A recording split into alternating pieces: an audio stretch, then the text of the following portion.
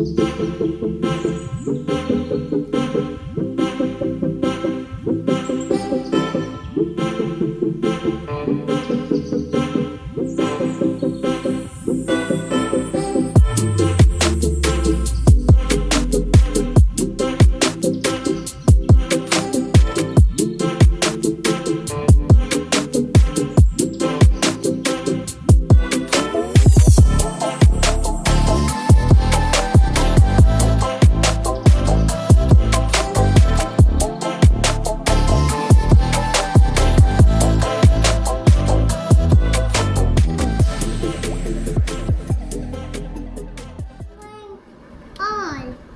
My name is Kavi Mitra.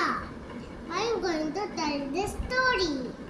Name of the story is Two Kittens and the Monkey. Once upon a time, there were two kittens. They were close friends. One day, they got the bread. On sharing, split the bread into big and small pieces. Both them for the bigger piece. A monkey saw them fighting and she said, I will share it equally. Bit the bigger piece to make it equal. Bit the another bigger piece to make it equal.